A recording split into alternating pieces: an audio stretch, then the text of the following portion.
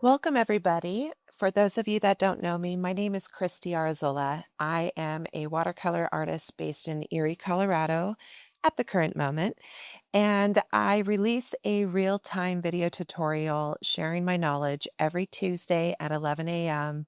Denver time. Let's get started. These are the supplies I will be using in today's video tutorial. I often use the same supplies every time I sit down to paint, so once you get familiar with me, grabbing these supplies and gathering them is going to become second nature. I have listed these supplies in the video description, so feel free to pause the video and gather your supplies. These are the paint colors we will be using for today's cow. You can pause the video while you gather your colors. I've put a list of them in the video description. We are using yellow ochre, permanent rose, sap green, cerulean blue, and Payne's gray. They don't have to be exact, just get your colors somewhere close. With each of my video tutorials, I also like to supply an optional line drawing for those of you that are not comfortable drawing.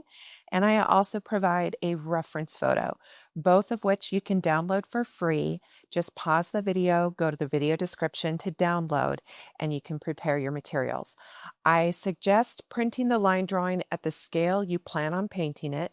Once you've done that, you want to get out your watercolor paper, tape it in position, and by just applying graphite to the back of your watercolor or to the back of your line drawing, you can tape it in position, trace with a ballpoint pen, trace as few or as many lines that make you feel comfortable. Sometimes I feel less is more.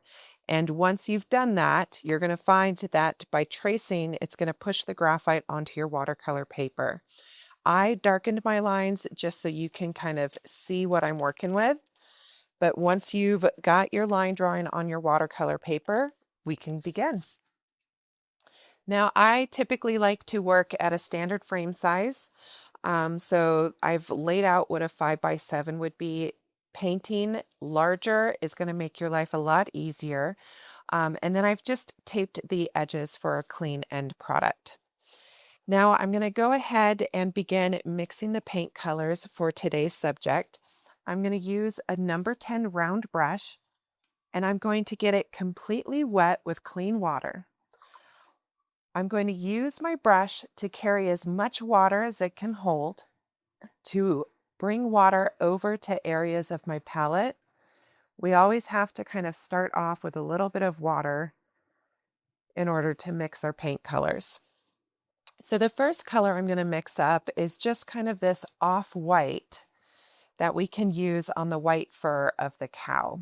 To begin, I'm going to get just a small amount of Payne's gray. Now, Payne's gray tends to be a really strong pigment, so you may have to add more water if you accidentally bring too much over to your palette. And anytime I'm mixing a color and I'm just kind of questioning the value, I have a scrap piece of paper that I use to test out my color before I begin painting. With this Payne's gray, once I have a soft value put down on my palette, I'm going to grab a small amount of yellow ochre, and then I'm going to get a small amount of permanent rose pink. So I'm basically getting a little bit of a golden yellow, a little bit of a pink in with a gray. Now I want the color to kind of lean towards a pink. So I'm going to be a little heavier handed with my pink. And I want to water this down quite a bit so it's not very dark. So once I kind of feel like I have a pink gray mixed up, I can then grab more water to the mixture. That way it's just nice and soft. Now, I plan on applying this color using the wet into wet technique. With that in mind, I know my color is going to be diluted by the water on my paper. In addition to that dilution, I also want to keep in mind that my watercolors will dry to be about 20% lighter than what they appear when they're wet. So these are all factors I'm keeping in mind when I'm testing out the value of my color and before I begin painting. So I feel like this color here is exactly what I need in this bottom right corner. And I'm going to go ahead and start off. Now with this cow having so much white fur, in the areas where my white fur is up against the white background, I know that the pencil lines will show very easily. So I use a kneaded eraser to soften any pencil lines where my whites are up against a white background or up against maybe the soft pink tongue and nose. So I'm just using the kneaded eraser and pressing down with firm pressure to kind of lift up some of those pencil lines. Now, any pencil lines that are in the areas where we're going to have black fur, such as the ears or the black spots on the cow, I don't worry about those pencil lines because the paint color will cover those up. But the rest of these pencil lines, if I don't want them to be a part of my finished painting, I need to soften them quite a bit.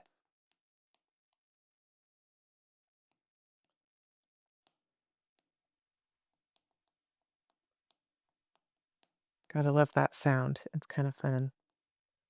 Okay. So I have left some pencil lines on the darker side because I know they're up against areas of black. Other pencil lines I have made a point to soften and lighten for less chances of them showing up in the finished product. Now I'm going to get clean water and I am going to apply it all over my cow. I am going to stay clear of the cow nose and the cow tongue for best results. Otherwise, the rest of my cow is going to get this clean water. And I don't worry about the bottom lip of the cow. I don't worry about the little cheeks of the cow. And I'm just applying clean water to the surface. Now, I have not had breakfast yet. It is still early in the day for me. I have a little bit of the coffee jitters, so we're going to see how this goes. At least I stopped at 1 cup. So I'm hoping.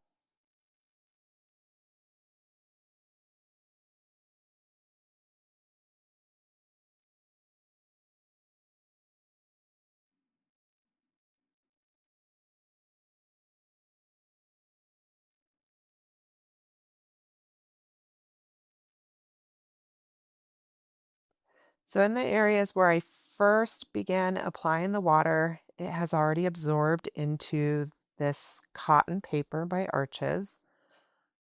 So I need to apply a second coat if it's drying too fast. Now, I don't care if my water gets in the area where we have the cow eyes or black spots. So I'm just applying clean water right over top of it. I don't feel the need to extend my water out into the ears. It's kind of unnecessary. If it goes into the ears, though, it's not going to hurt a thing. There's something about painting animals that is just playful and relaxing. And every time I finish an animal, they always have a different personality. So I just kind of find them relaxing, which is interesting because I would say, 12 years ago, I would avoid animals. Something about the texture of their fur used to intimidate me. I don't know what caused me to finally just go for it, but now I love it.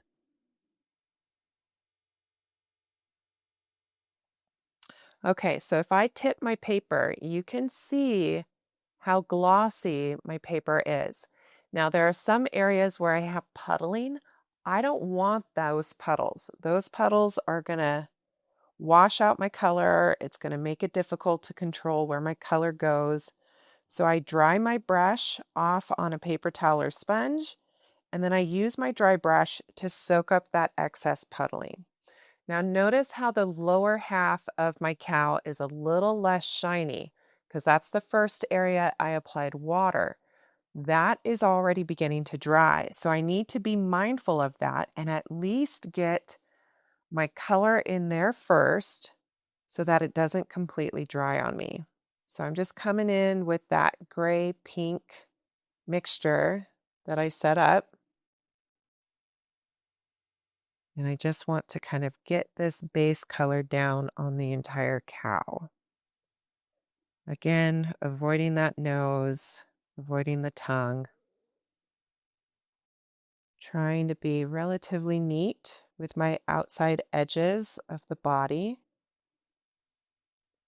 But the purpose of this really soft gray pink is to make sure that the areas of the white cow will stand out. Otherwise, if we have a white background with a white cow, it's just all going to camouflage into each other. And this is just the first layer. We're going to come back and layer texture on top. But right now, I just need a base color to kind of work with.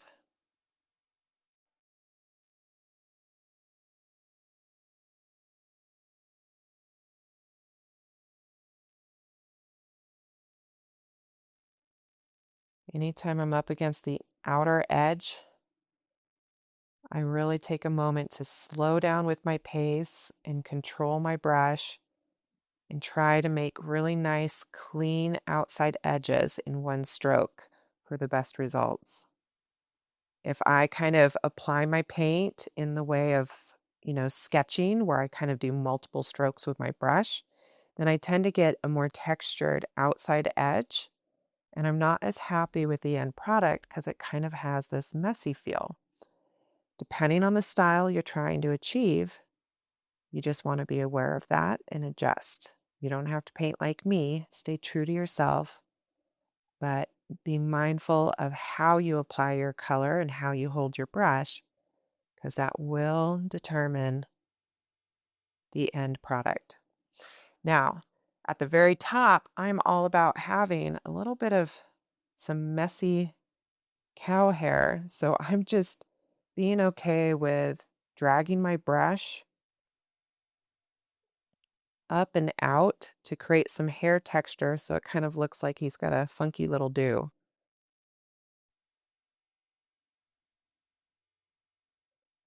That texture I don't really see on the body of the cow because the hair there is much smaller, and for perspective, I want less detail in the body.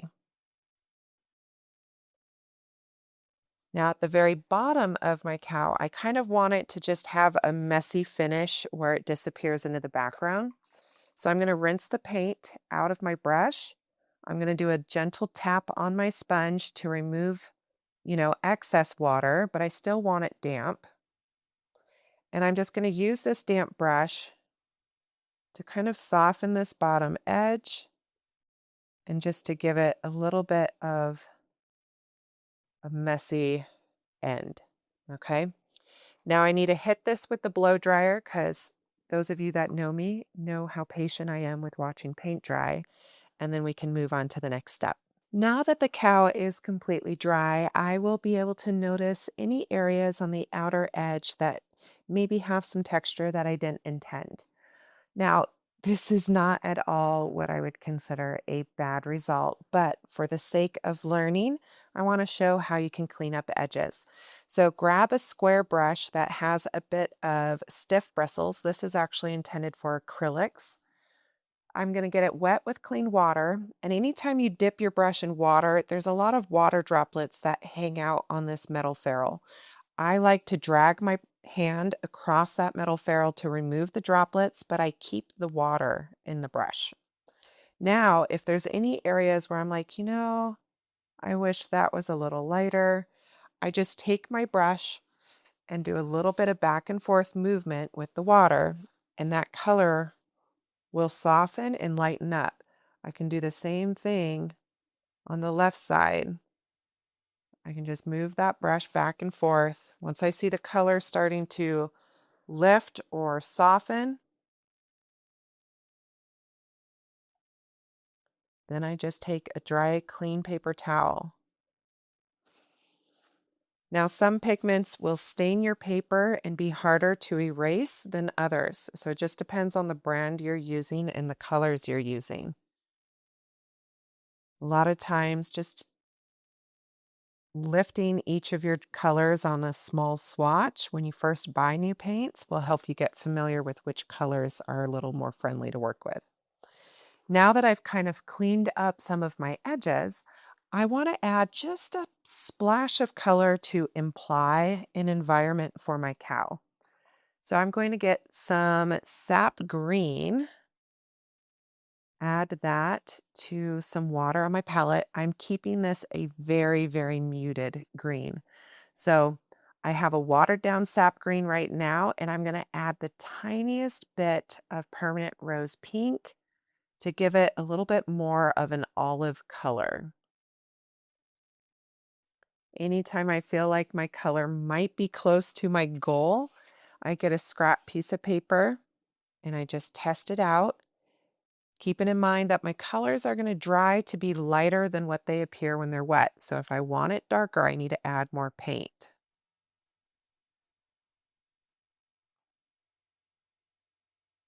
Okay, so I have this color here. I feel like that works for what I'm going for.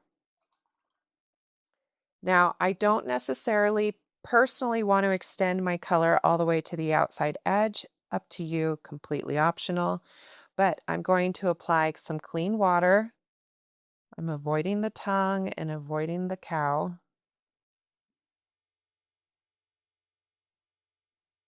And I just want to kind of go up close to the body.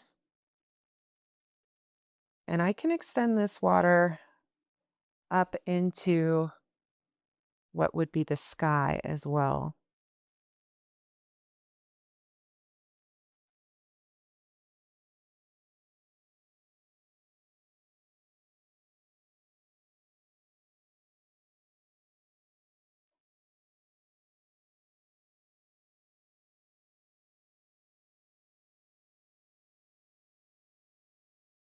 So I'm going to tip my paper so you can kind of see where I've applied my water.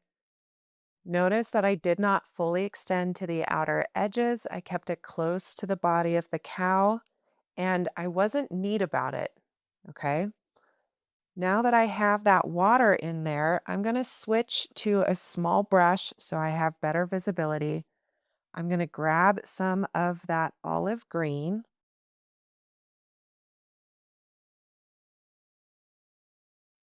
and I'm going to bring some of this color just right up close to my cow. Now I'm going to keep this green more towards the bottom half of the painting. So I'm not going to bother trying to extend this green up past its hips.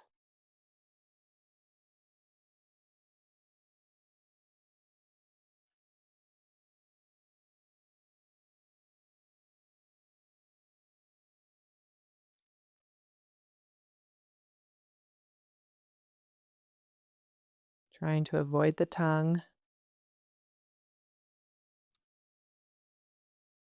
But using a small brush just helps give me better visibility.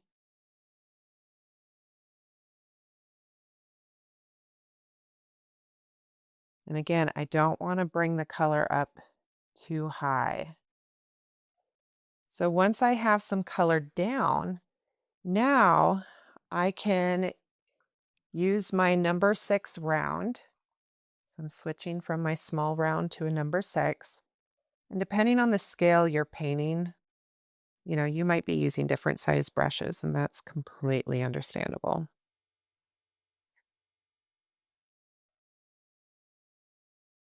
So now I can use my number 6 round with some clean water, and I can just kind of give a little bit more of a messy, painterly outside edge. If I need to bring some more greens in, I can.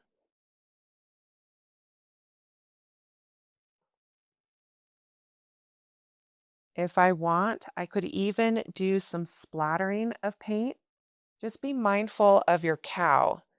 So I just loaded my brush with some green, Just doing some splatters on the sides. And I'm just banging my brush against my hand. If some green gets on my cow, I just use a paper towel to soak it up before it dries. But since I've watered this color down so much, it's not really going to hurt anything. I can even come in with this green and I can kind of add my own random dots just to give a little bit more of a fun painterly outside edge, but in a controlled way to where my painting is safe. And this technique isn't necessarily for everyone, but I want my cow to turn out the way I want. So I like to have a little bit of an element of control. And I know that seems silly when we're supposed to just paint, loosen up, and have some fun. Okay, so now I'm just going to make sure that the edges that are near my cow are nice and neat. You can add other colors too if you wanted. You could add a splash of maybe soft blues, so some cerulean blue, watered down. I could actually introduce that to be up close above the shoulders, just to kind of hint of an environment. And again, I can add little dots.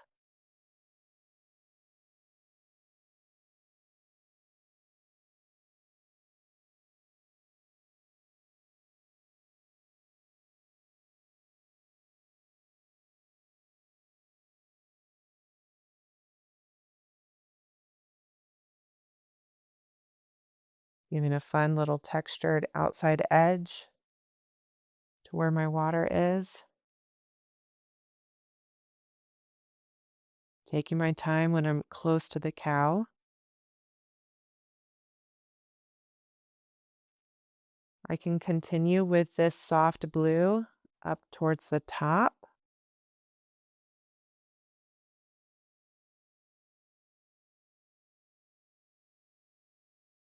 And this is only appearing darker at the top because it's sitting in a puddle. It is not that dark, so I haven't darkened my color at all. It's still very watered down, just to give a hint of color.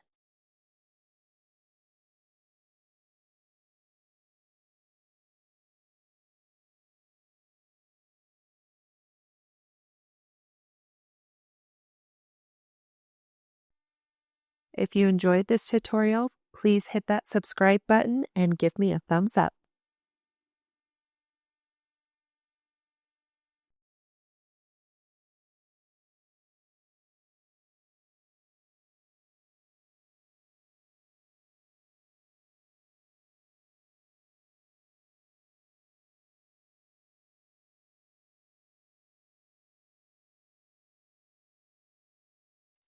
Taking my time around the little messy hairs on the top of the cow's head.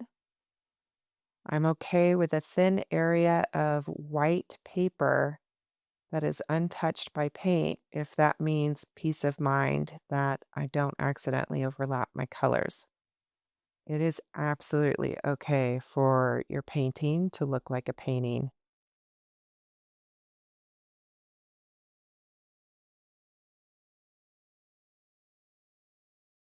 So I've got some blue all around the top, but I want to add a little bit of splatters towards the top just to give a little bit more of a messy edge.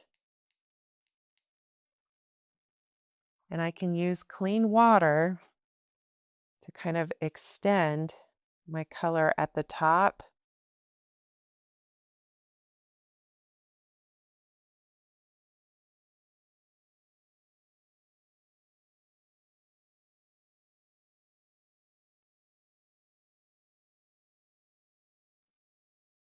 All right.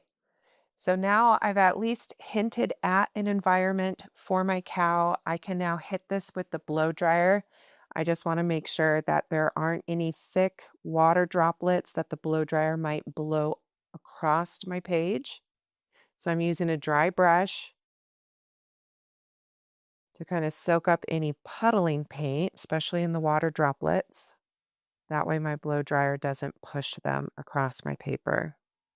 So just a dry brush and tap in the top surface before I introduce the blow dryer.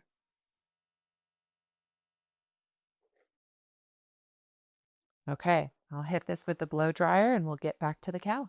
Now that the paper is completely dry, I can proceed with painting the cow. I want to use a little bit more of that grayed out pink to add some texture to the white fur of the cow.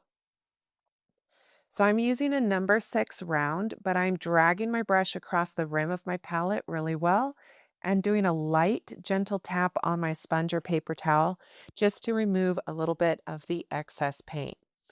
So what I want to do is I want to come below the chin and I want to darken up the whites that are on the chest of the cow while maintaining kind of a textured edge up against the chin so it looks like it is fur.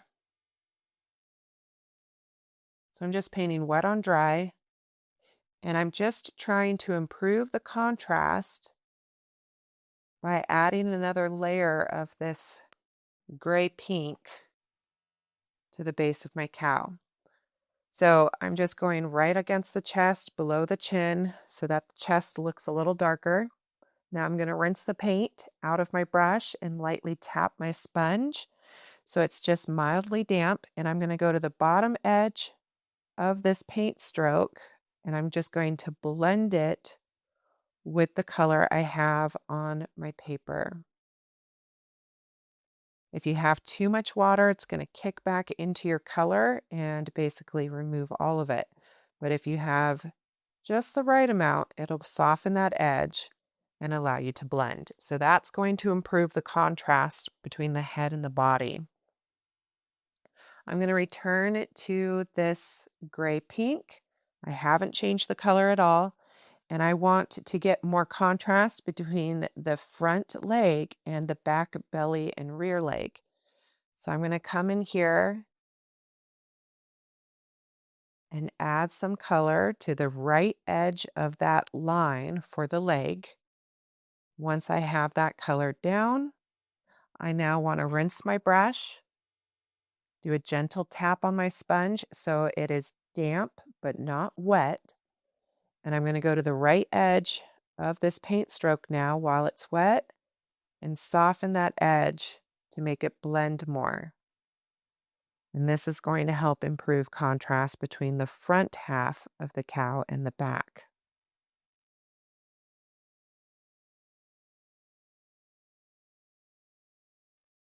And I'm just taking my time to soften the edge and bring that water to the right edge of the body. And I'm just making sure I have a kind of a nice clean product.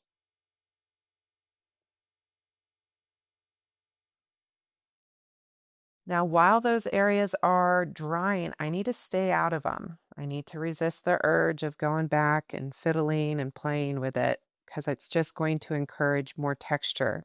And I'm not ready for texture yet. I want that base color to kind of dry so I have better contrast.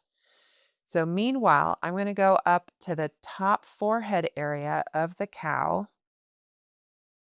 And I'm going to switch to my number 2 round so I have better success with smaller texture. I'm dipping my brush in my color, but wiping the excess paint off on the rim of my palette really well. And I'm now just going in and establishing some texture for the hair on the top. Now, my goal is not to cover up every single area with another layer, but I just want to kind of get that fur texture in for the cow. So in the center forehead of this cow, there's kind of like this little star shape or calic where the hair kind of grows in a outward angle. So I'm just trying to be mindful of that in the direction of my hairs. So I'm kind of going around in a pinwheel shape to get those fun little forehead hairs. But notice how much negative space I'm leaving between the little hair strokes. So I'm not being super heavy handed, and there's not a lot on my brush. If the color gets into the area where the blacks will be, I'm not worried about it because those blacks are going to get covered up really well. So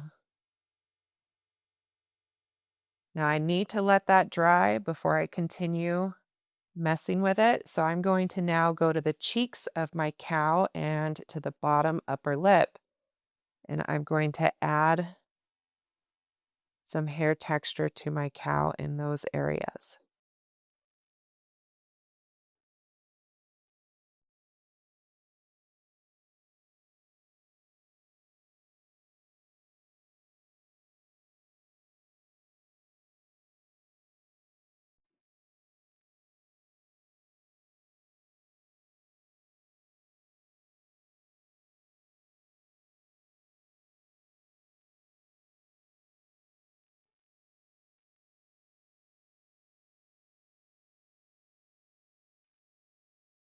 Just adding a little bit of texture to the left cheek. Now I'm going to check in on the status of my layers I did earlier. Things down here have since dried, so I can now add some texture to the bottom chin and start adding texture to the body. So I'm going to go to the bottom chin area and try and add some little chin hairs and fuzz. I'm okay with really pushing my colors to be darker up against the bottom edge of the tongue.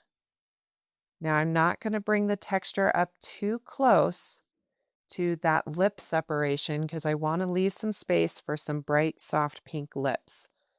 Otherwise, I'm just going to keep pushing these little hair textures over the bottom half. Now, cows often in the very front lower area of their neck, they kind of have this sagging jowl, and I want to get the contrast there so that pops. So I'm going to still use my number 2 round, and I'm going to kind of emphasize where that little sagging skin is.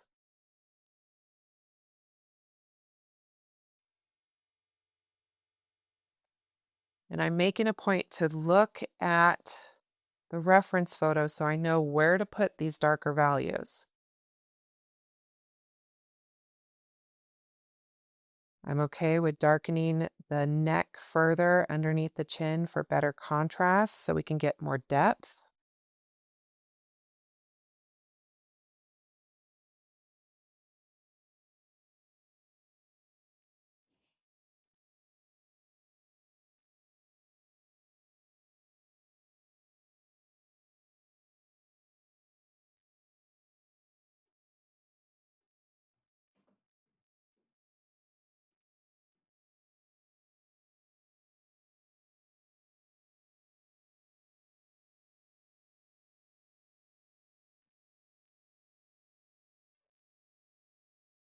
Now I'm going to give that area some space so it has a chance to dry. I'm going to continue adding some texture and glazes in the rest of the areas of whites for the body.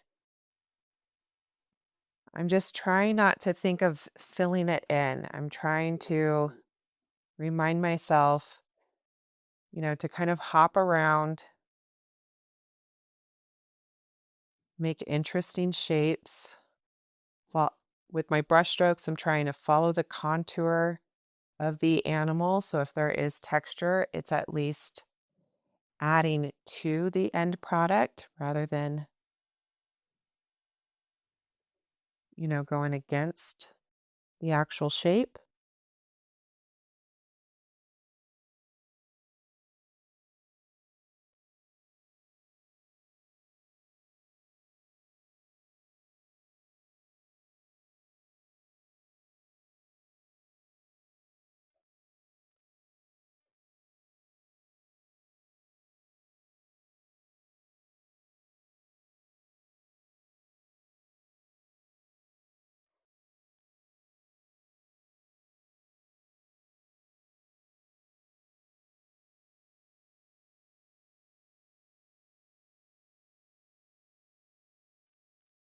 I don't have to have everything perfect. I'm okay with this texture being on an animal.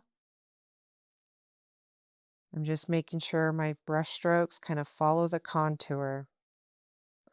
Now, I'm not worried about adding any texture to the upper back or rear hip area of the cow.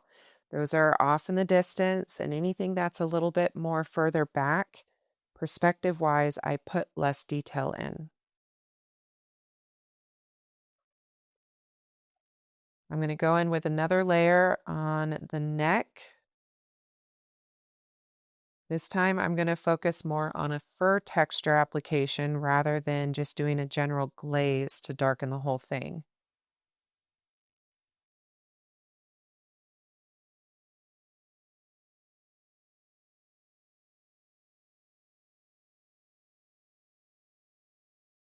Any areas where there's shadow, I want to add an additional layer of fur texture just so it gets dark enough to indicate those shadows that I want.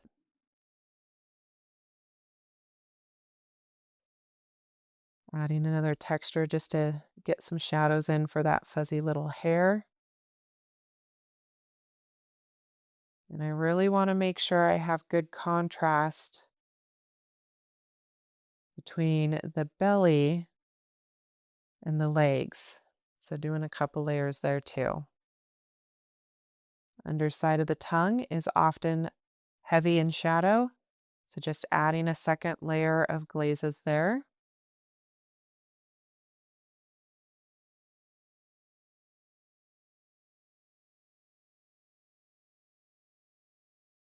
I can add a little bit more hair texture on the forehead, but I don't want to go too dark on the head because I do want that to look like a focal point. Because I will be coming back with some bright whites just to kind of add additional layers. Okay, so now I'm going to go ahead and get a little bit more water on my palette. I don't need a lot because I plan on mixing a darker black.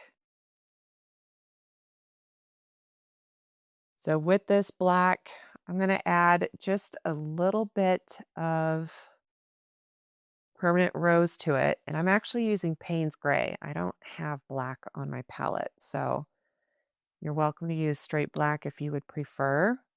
But Payne's Gray has a bit of a blue tone to it. So I'm adding some permanent rose pink to it to warm it up. I just want to be mindful that if I add too much, then I'm just going to create a dark purple. So I have to have enough color of each to kind of even it out. So this is kind of the color I've come up with for the first layer. Once I have my color made up and I'm happy with it, I'm going to switch to my number 6 round. And the blacks that are in the back of the cow, I do want them to be a little lighter because again, they're more distant. So the color should be lighter. So if you need to water it down a little bit, pull some of it aside on your palette, water it down a little bit so that the blacks on the body of the cow don't get too dark. So right now this looks dark because I'm allowing the puddling, but I know that when it dries, it will be lighter than what it appears now.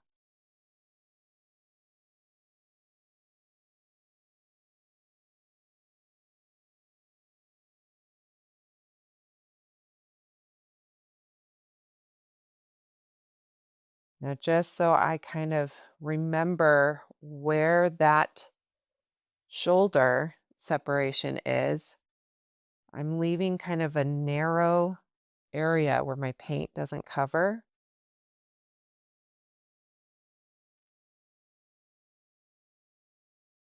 And notice the texture I'm okay with on this rear spot. Because from a side profile, we're going to be able to see a little bit more texture on the outer edge. The spot isn't going to be such a smooth outside line. Now, as this black continues down, notice how I'm not going back and playing and fiddling. I started at the top and I'm just gradually extending my spot to fill it in. I'm not going back and messing with it when it's beginning to dry. I'm going to bring these darks down underneath that upper lip. I'm going to try and maintain the illusion of chin fuzz, so having texture across that bottom chin.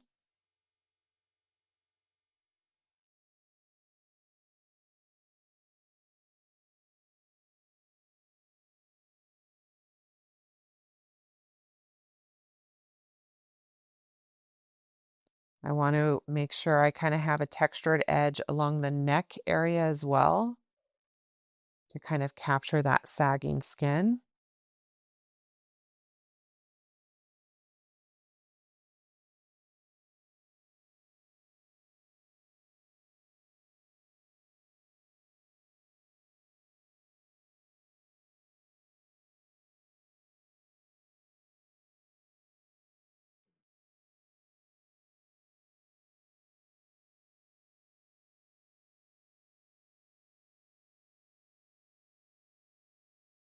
I'm leaving some separation here.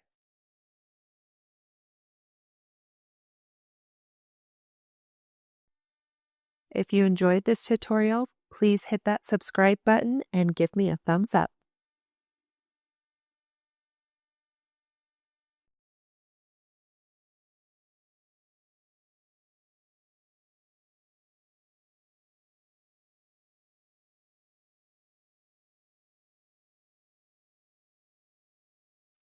I'm not smoothing out the outside edge of the black spot. I'm letting there be some texture.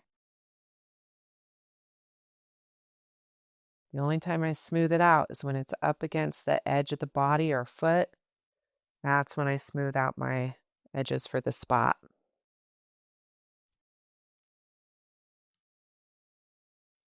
The spots that are on the rear hip should be very light to get that perspective of distance.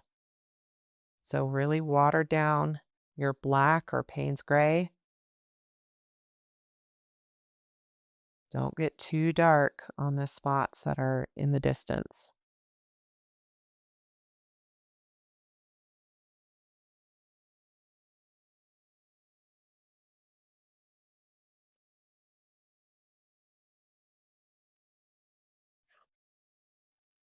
I'm going to work with that really watered down gray color for this left shoulder. And then as I get closer to the central point of the chest, I'll start using a darker version of this black or gray mixture, whatever it is you're using.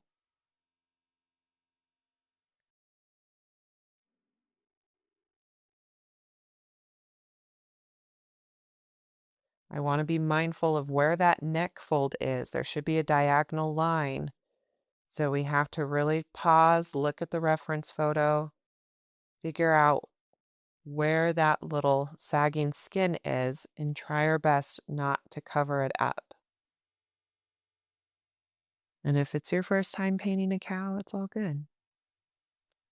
Sometimes our first attempts leave room for improvement, and then we just go again. It's no biggie.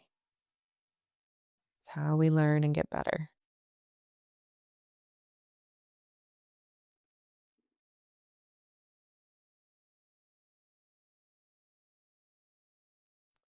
So I'm going to give these areas some space to dry, and I'm going to move on to where the eyes are. Now I'm going to start with a really washed out gray, real washed out. Okay, so notice how light my color is. And I'm just kind of establishing where I'm going to want my darks.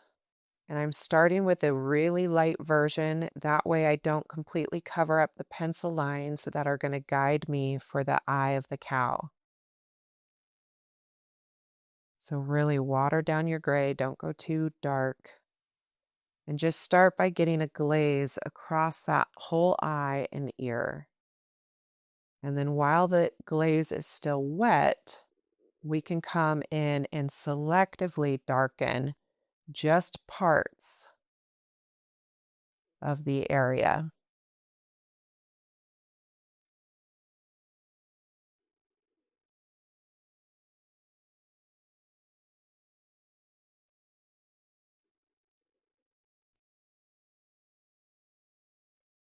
Now, with this ear, I want it to look fuzzy. So I'm going to get this really washed out gray in. But then before I start introducing my darks, I want to add some texture to the outside edge of the ear.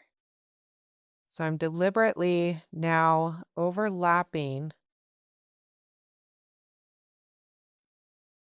parts of the background. So it looks like little fuzzy hairs are coming off this ear. And I can do more of that once we introduce our darks. So right now I'm just soaking up any excess puddling of this soft gray, making sure everything is still wet.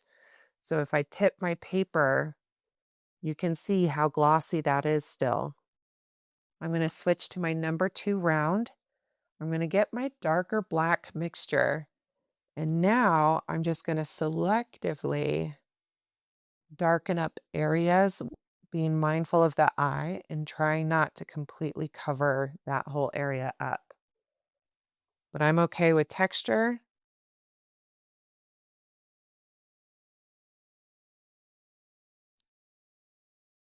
I want this central area of the ear to be darker. I'm okay with when I tap my brush, you kind of get these little blooms or like little lightning edges to the wet paint. I'm okay with that. I think that's just going to add to my painting. I'm making sure to have little fuzzes of hair.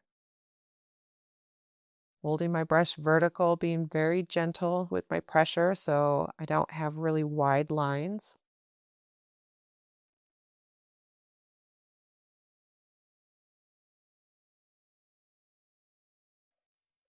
And I feel like that's good for layer 1. So I'm just going to repeat that process on the opposite ear. So I'm switching back to my number 6 round. Again, using that really washed out gray just to establish a base color and to kind of figure out where it is I want those blacks to be. And this is something that we're going to build on. So don't feel like this is the final product. Gotta have patience with watercolors.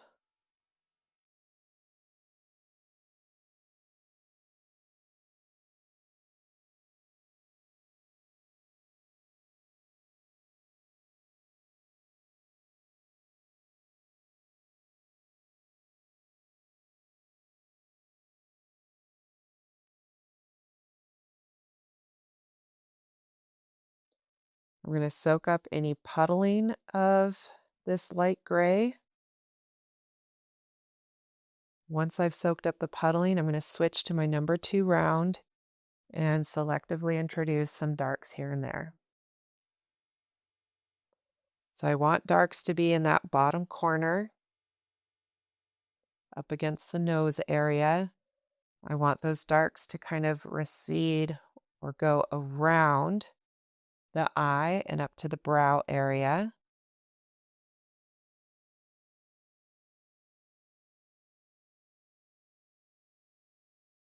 Through the center of the ear is an important area.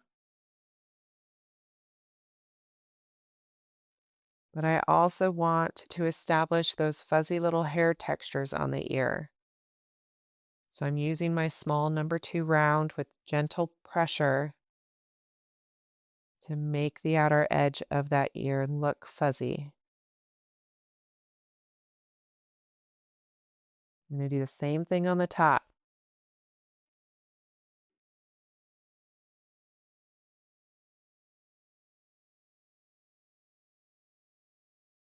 And notice the direction that my little fuzz is going. I'm following the direction that the hair would be on the cow. And I just need to let that layer dry. But the benefit of going so light is we can still see where the eye is supposed to be. So we can kind of slowly build off of this. I'm going to use my number 6 round to make a soft pink for the cow nose. Keep in mind, when you initially grab a pink from the tube or watercolor pan, it's very, very vibrant. I want a little bit more of a natural pink. So I'm going to grab the smallest amount of green to add to my pink so that it's a little bit more natural in color and kind of comes across more as a peach. So I'm not going to worry about going around the nostrils, but I want to get just a real soft pink into this nose. And with layers, we'll slowly start darkening up just parts of the nose to give it depth.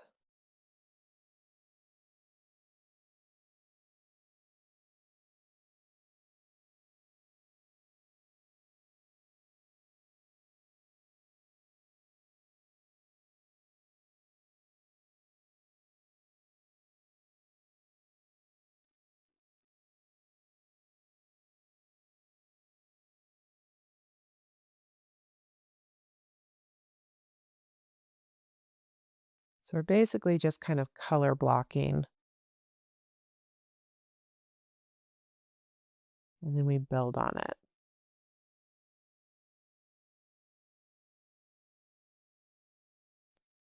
I'm going to make sure to soak up any puddling of pink paint before I let it dry. I go around the outside edges of the nose and try and clean them up by tracing that outside edge in one stroke to smooth out any texture that may result with the way I've applied the color with my brush. And I'm now going to just let that area of the nose dry. Now that we've color blocked in our colors, we can start to build values and definition. So I'm going to continue working with my number 2 round. I'm dipping in my darker black and I'm wiping away the excess. So I want to come near the eye and I want to darken the ear that is behind. Notice how I kind of curved out around where the eye socket is. And before this dries, I'm going to rinse my brush, lightly tap my sponge to get the water droplets off, and I'm going to go to the outside edge of that paint stroke and soften it to blend with the base color that we established earlier. That's going to help create that depth we need between the two components. I'm going to redip in my dark black. I'm going to do the same thing on the opposite side.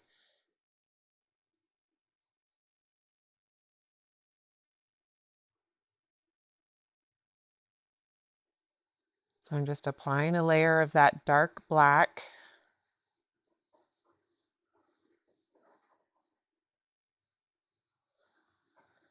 And then before it dries, I'm going to rinse my brush, lightly tap my sponge to get rid of the water droplets. And with a damp brush, I'm going to go to the outside edge of that paint stroke and drag out.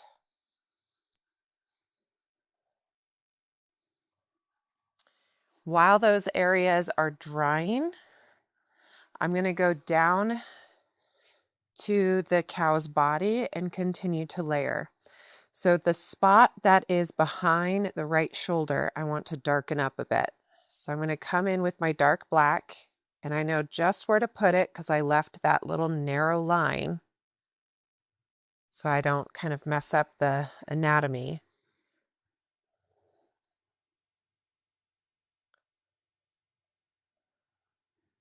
And once I get some darks down, if I want, I can soften the edges. I can just use a damp brush to kind of blend parts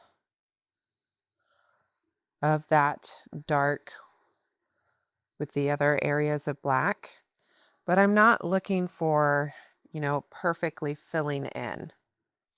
Now, the spots that are underneath on the front chest of the cow are going to be in shadow.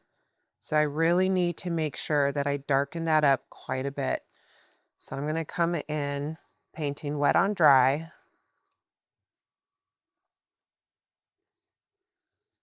And I'm going to be pushing these darks. I'm still trying to create a textured edge. So looks like we have some fuzz from that neck.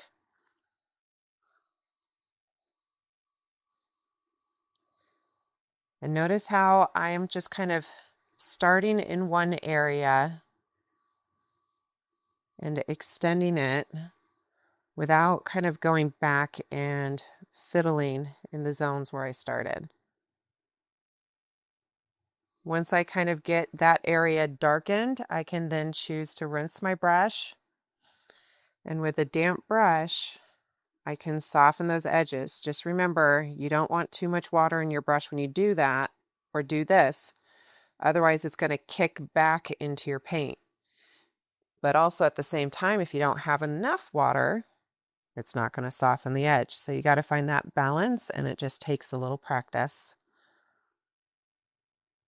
I'm going to darken up the front chest of the black spot on this opposite side here as well.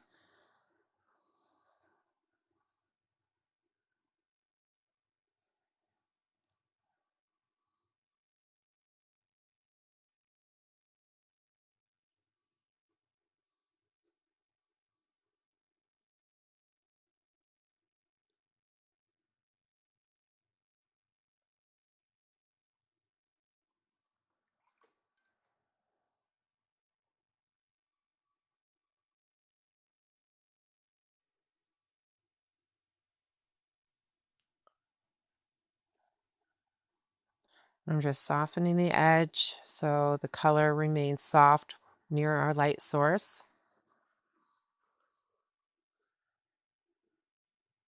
I'm going to get more of that dark black on my brush. I'm wiping away the excess on the rim of my palette so my brush isn't overloaded. And I now want to go to the ears and push the darks that are more in the central area of the ear. So it kind of indicates a fold for that cow ear.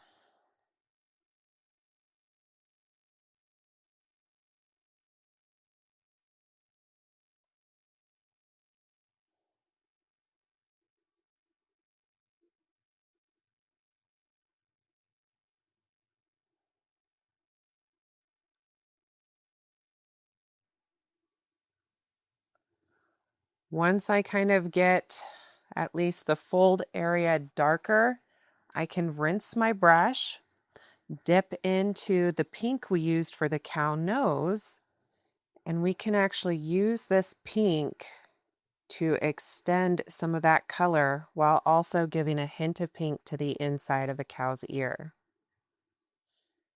And I'm still being mindful of my outside edges, trying to maintain a fuzzy look without making the ear larger each time I do that. I'm going to get the dark blacks with my number 2 again, and I'm going to create the fold in the ear on the opposite side.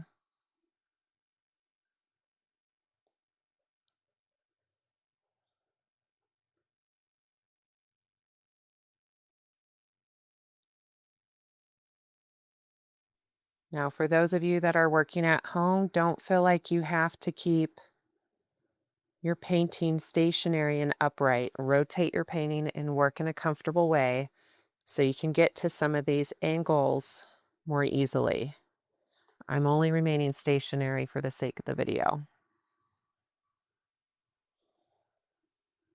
I think that's one of the hard parts of YouTube videos.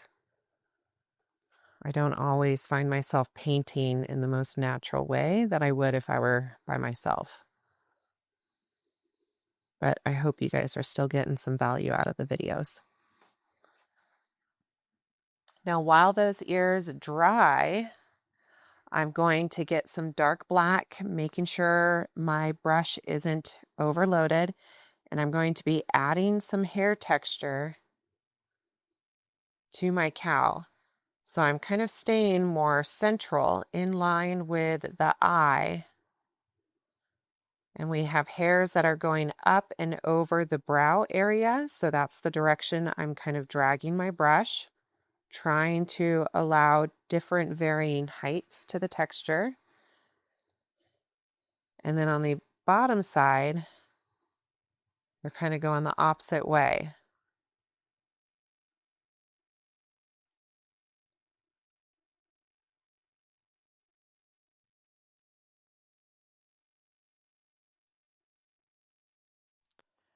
I also want to darken up the corner that is near the nose of the cow.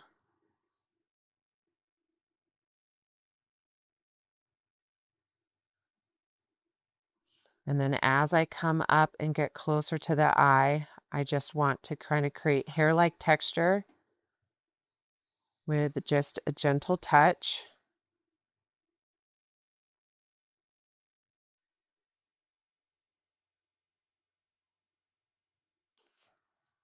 And I'm going to do the same thing on the opposite eye.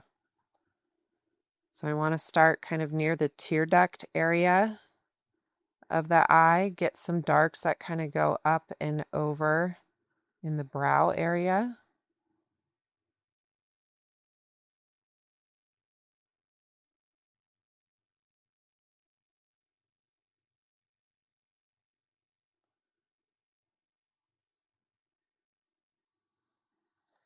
And then once we get down to about midway on the eye, the hair direction changes to go down and around that eye socket area into the cheek. And we want that area that comes right next to the nose to be nice and dark.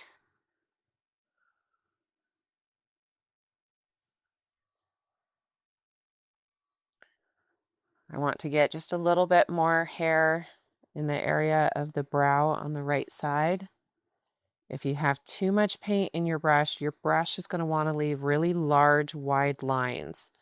So it just depends on the scale you're painting, but at a 5x7, I have to be really mindful of that and make sure I don't overload my brush or I'm not going to get the texture that I want.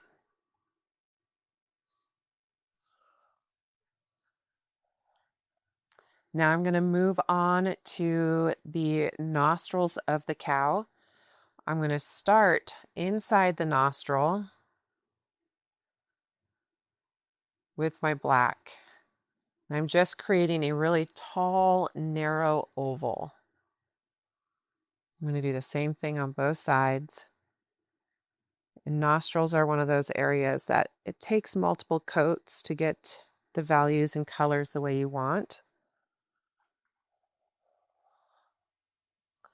While the nostrils are drying, I'm going to grab some of the pink we used on the nose, and I am going to add a first layer to the tongue. But I want to have a dark pink on hand so I can darken up parts of the tongue. So I'm making sure to mix some of that permanent rose. And I can add a little bit of green to it so it's a little bit more of a natural pink.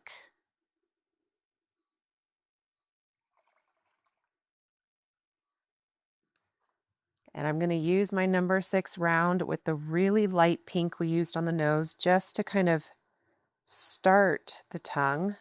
And I'm going to let this paint sit rather thick because I want it to stay wet long enough for me to get in the dark pinks.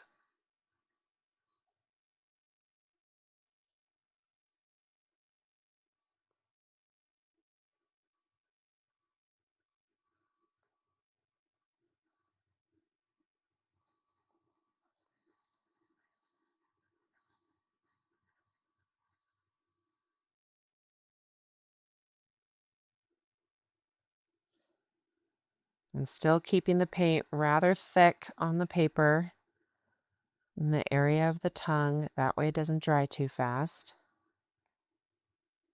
When I get to little narrow areas, sometimes switching to a smaller brush will make that process a little easier. But before I bring in the dark pinks, I'm soaking up the puddles of paint to thin it out a bit. That way I have more control over where my dark pinks go. I'm going to grab that darker pink and basically right where the tongue meets with the nose, where we've got shadows, we want to tap in some darks. Also along the outside or the end of the tongue, we want some darks as well. And then that front edge gets some darks. So right now, I just kind of tapped in the color. I want to remove any puddling. So I'm using a dry brush to soak up any puddling of paint. Now with a clean, practically dry brush, I can kind of control the blend on the wet surface of this tongue. I can press down with firm pressure with the dry brush to kind of lift out some color to create a little bit more contour and highlights. It allows me to also push some of that dark color back into the areas where I want it to remain.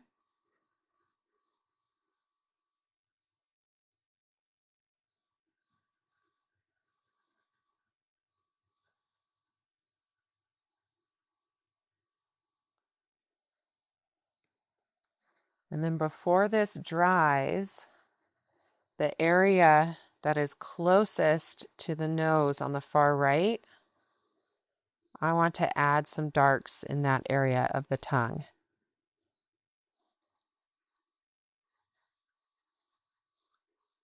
Because it should look like it's in shadow with that nose overhanging. And that's just the first layer, so I need to kind of let that be. I can do more layers later, but at least it's starting to come together. So I am going to return to the ears now with an additional layer of black. And I'm just now building texture. So wherever you decide, I just want a little bit more brush strokes for interest. I want more texture in this area of the ear.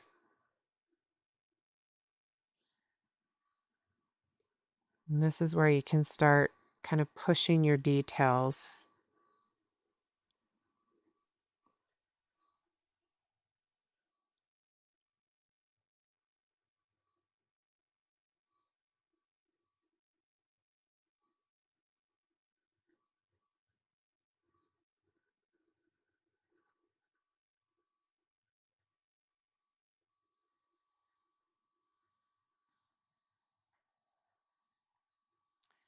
I can add additional layers to the texture of hair that's around the black spot near the eye.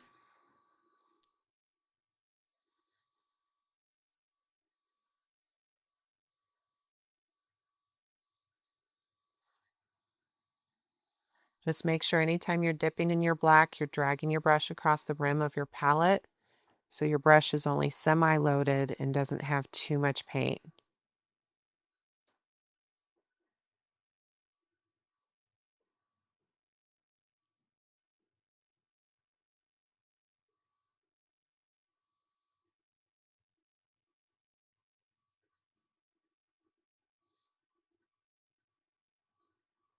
I'm just trying to do little thin wispy lines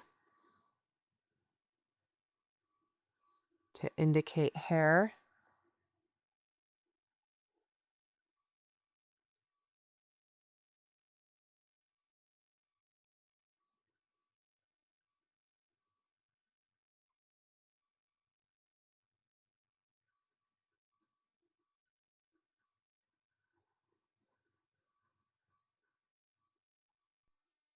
If you enjoyed this tutorial, please hit that subscribe button and give me a thumbs up.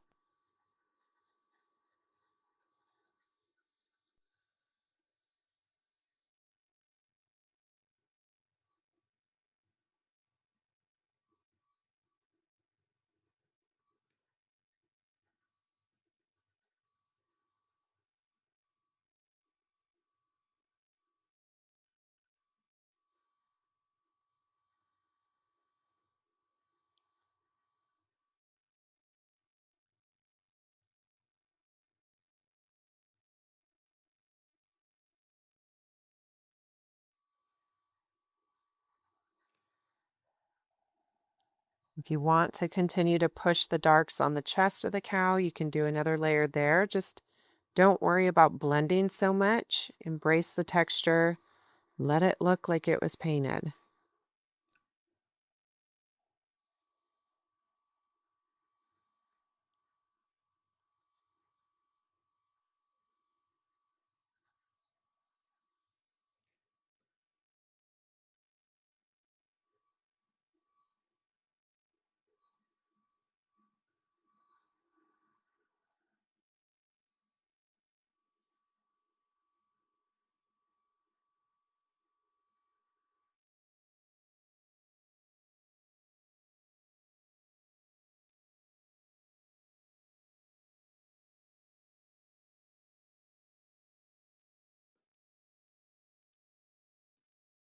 I'm going to now go to the eyes, and keep in mind, I'm going to bring in white gouache to create the reflections in the eye later.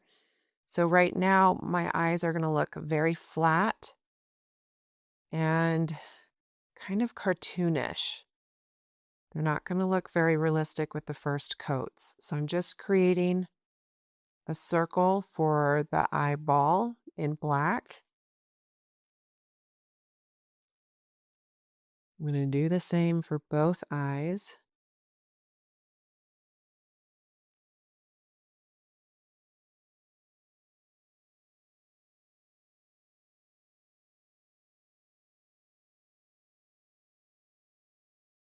And eyes are something I like to do lots of layers on, so I just kind of start them early and I come back to them and I build on them as they dry.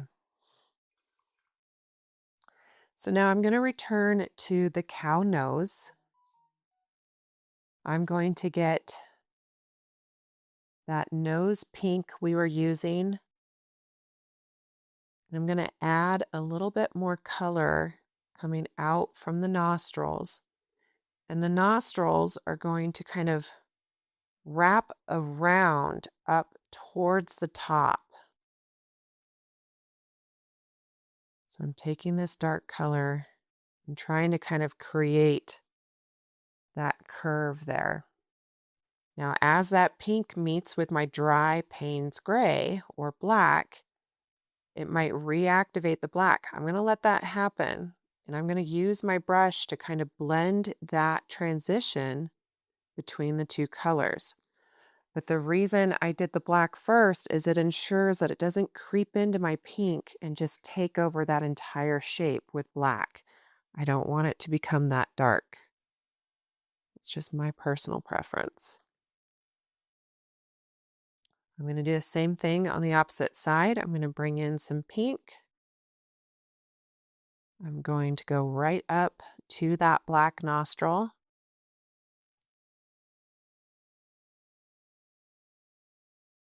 I don't want my brush to be too loaded with paint, otherwise it'll be difficult to control and create a narrow edge. But then I use my brush to blend that transition between the nostril and the pink.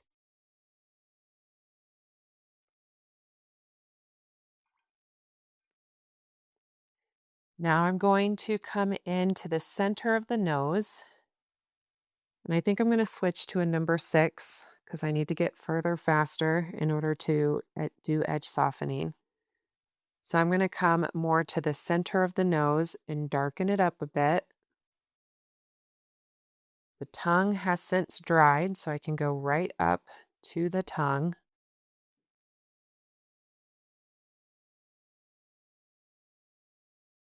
And I want to kind of darken up this whole bottom edge of the nose.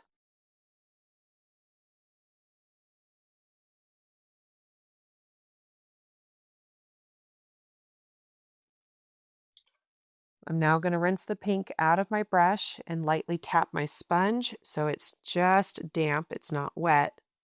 And I'm not going into the brush stroke with my damp brush, and I'm staying away from the nostrils. I'm not going to come in contact with the nostrils, but I'm using this damp brush to soften the edge of these pinks on the nose.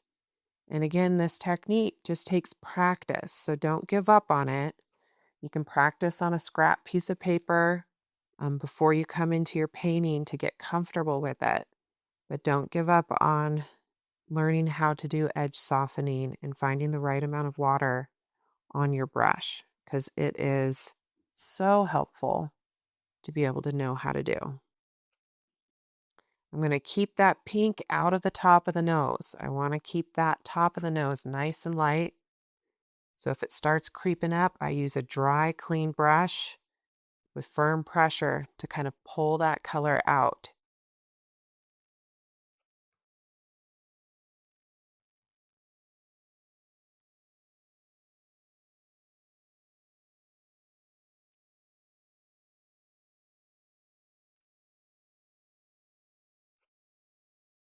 I'm going to give that space to dry because I know if I keep playing in that area, I'm going to create textures I didn't intend. So I'm going to return to the tongue and do some edge softening there for more definition. So I'm using the darker pink now, and I'm going to find the very end of the tongue. I'm going to come a little to the right, and I'm going to start and create a sharp curve that ends up being back in the center of the tongue. So kind of this tall, wide C.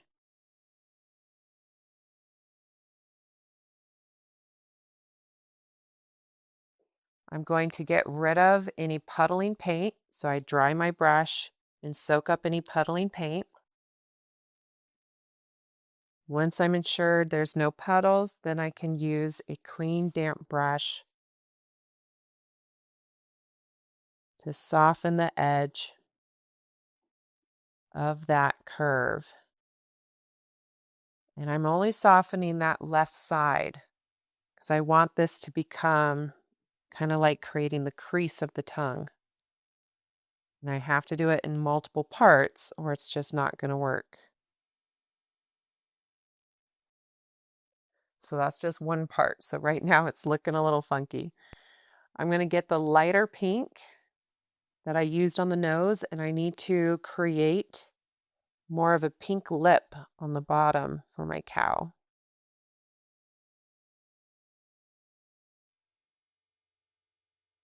I'm trying to stay out of that top lip area.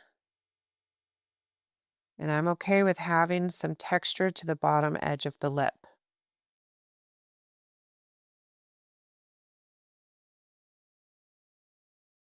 Soaking up any puddles just so it dries faster.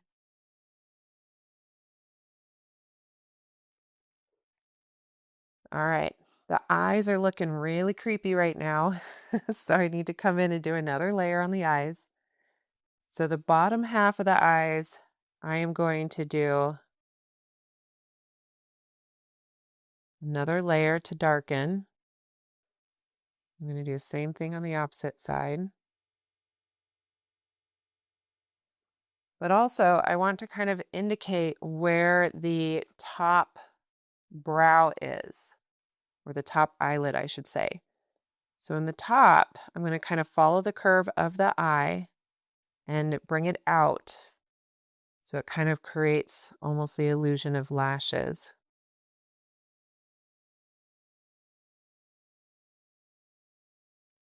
Now towards the bottom, I want to really make sure I don't have an overloaded brush because I need to make the smallest lines now. I'm going to come just to the bottom edge of the eye. And I know this might be hard to see.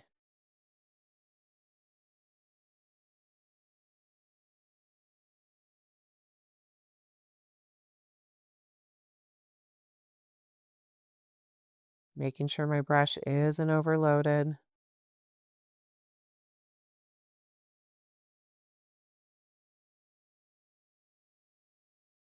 And I just have to let that layer dry again. I'm going to come back to the nose. I'm going to darken up that narrow, tall oval again.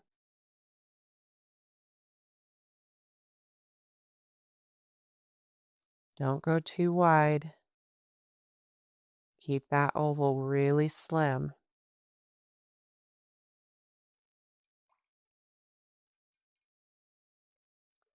I'm going to get more of that nose pink, the lighter of the two pinks we have on our palette.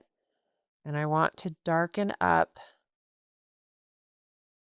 this area that is between the white hair and the pink nose. I just want to make sure I have good contrast so they read as separate parts.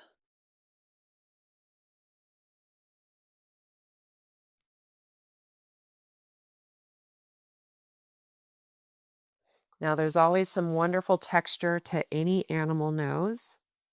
So to create that texture, I'm using my small number 2 with that soft nose pink. And rather than doing, big broad paint strokes, I'm just tapping my brush to make little dots. Now, right now, since these dots are kind of sitting in a puddle, they're looking like they're really dark, but this is just that really soft pink that we've been using. So don't darken your color. Keep it nice and light because we don't want this texture to get too dark. So we're just going to build layers like we do with any other painting.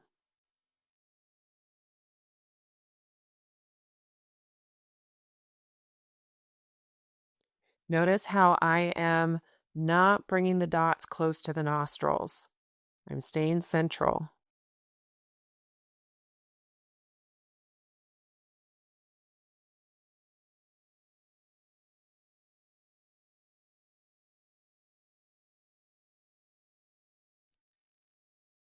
Now, while those dots are drying, I can use a dry brush to kind of soak up any of the thick puddles on my dots just to ensure they dry a little faster.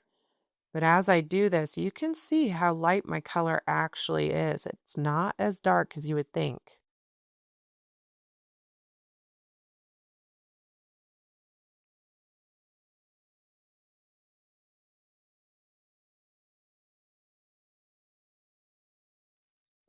While that area is drying, I'm going to stay away from it and I'm going to darken up the area where our nostrils go towards the top of our nose.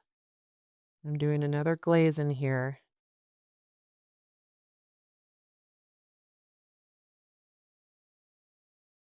Now, as we come down and meet the side edge of the nose, I need to soften that edge.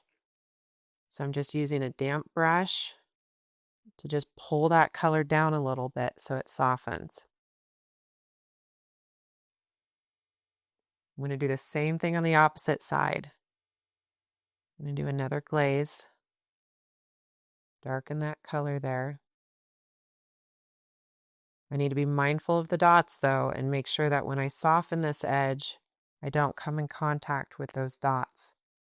So I have barely any water on my brush and I just soften that outside edge a bit.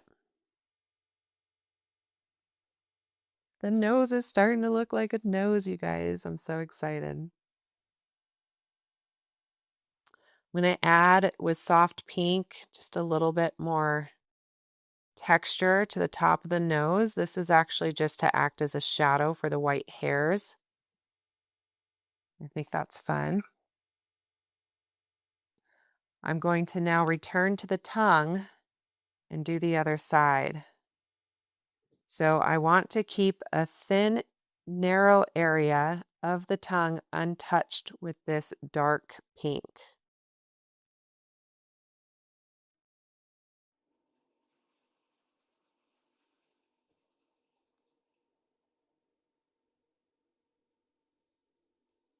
And then once I've kind of created this shape, reminds me of a half moon shape, then I'm going to rinse my brush before it dries and do some edge softening on the top edge. And when I do that, I'm going to pull towards the mouth so that if there is paint stroke, at least it's following the contour of the tongue. If I need to blend the edge a little bit, I can come back and blend, but I don't want to play in that area too much or I'm going to end up messing something up. Now we have this shadow we put in under the tongue. However, we need to push a narrow black line to really create the depth we need. So with a small brush, with your black, and just making sure your brush isn't overloaded with paint and you don't come in contact with wet dots, I'm going to paint a thin, narrow line just underneath that nose. I'm also going to paint a thin, narrow line without coming in contact with any wet paint just underneath the tongue as well.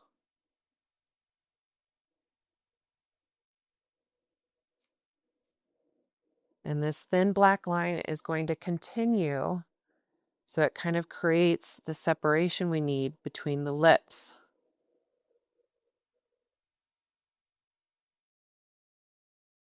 I'm not going to go all the way to the outside edge. Notice how I stopped just before.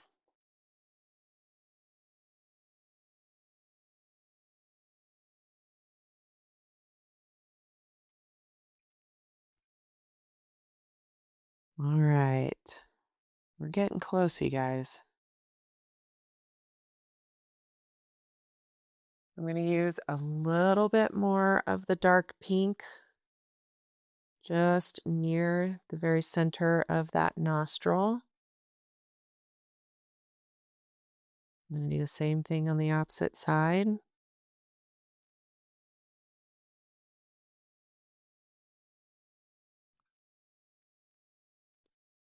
I have to soften something I can with a barely damp brush. Okay, so we need to do some highlights in the eye. For that, I'm going to be using just some permanent white gouache by Winsor Newton. This is the watercolor gouache. This is not acrylic gouache. That way, if I need to erase this stuff, I can. So I'm going to put just the tiniest amount on my palette.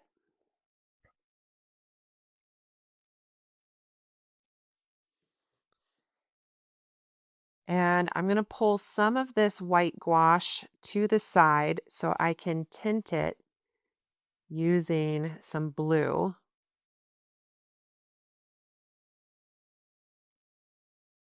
Because I do want some blue in the eyes.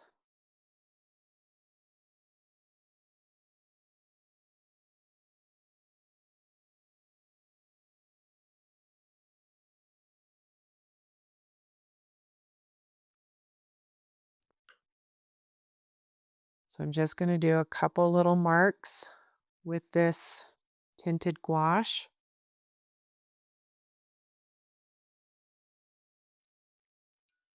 I'm going to let that dry before I introduce white.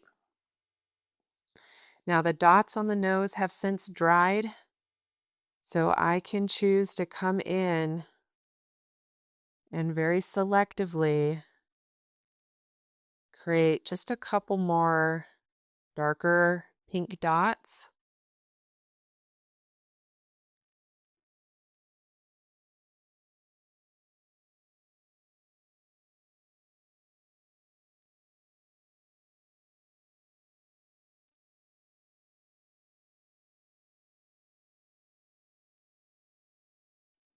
I'm going to use the really soft watered down pink that we used on the nose originally.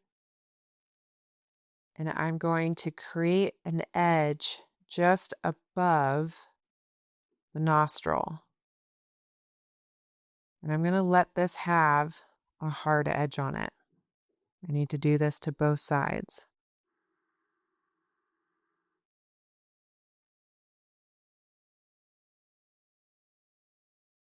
And this edge is just going to kind of curve around the nostril and meet up with the bottom and taper. So just really take a moment to look at the shape before you paint it. Otherwise, it's going to be hard to replicate.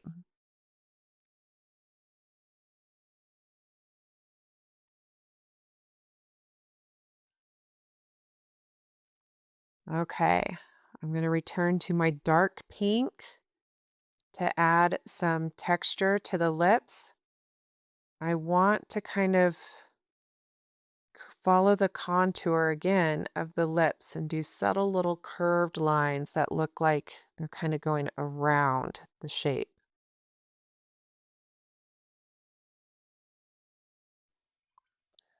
I'm going to rinse the pink out of my brush and I'm going to return to my white gouache now and do some final details. This is where we pull out highlights on the eyes, on the nose, the tongue, anything that we want to kind of bring forward. So I'm going to add some white dots to some areas of the nose so it looks like it's a little shiny, maybe a little cold or wet to the touch. I'm going to add a little bit of white to indicate some light reflecting off of the eyes. I can add a little bit of white to some of the hairs on the head just to brighten them up, so it reads like white fur that just has some color in the shadows. We can do the same thing to the forehead pinwheel. Just add a couple little highlights, or even to the top of the head. Give that cow some really fun, playful texture to the hair.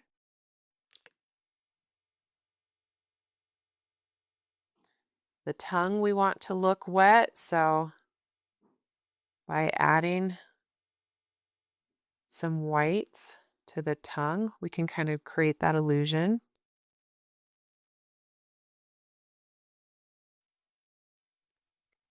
Same with the lips.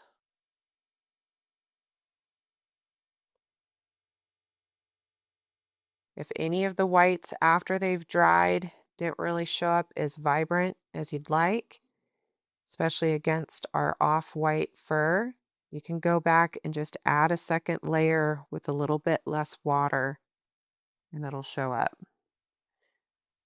I want to also add a little bit of whiskers. So I'm using my number 2 round with my gouache, brightening up some of the cheek fuzz. And if I want, I can have some of that cheek fuzz kind of come off the sides like little whiskers.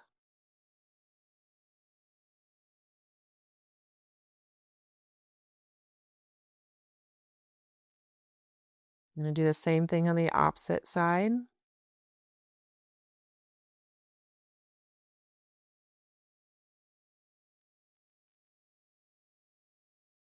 And I'm going to do the same thing on the little chin.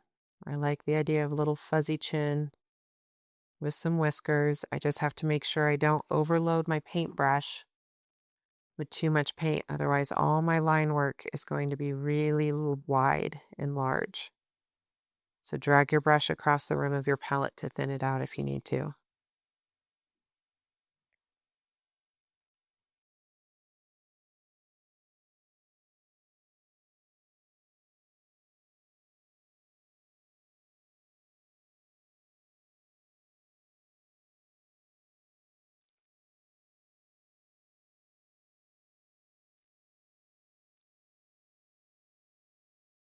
All right, I'm going to add a little highlight to the little sagging skin on the neck.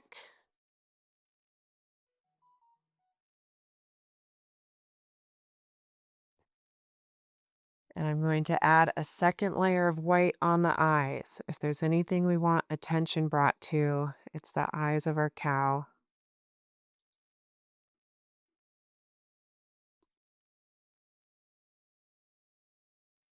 Otherwise, I'm pretty happy with him, you guys. He's so much fun. If you liked this video, please give me a thumbs up, subscribe to my channel, and do leave a comment or even send me a photo of your finished cow. I would love to see, because seeing your guys' work helps motivate me to keep painting and creating these tutorials. I hope you enjoyed it. Have a fantastic day.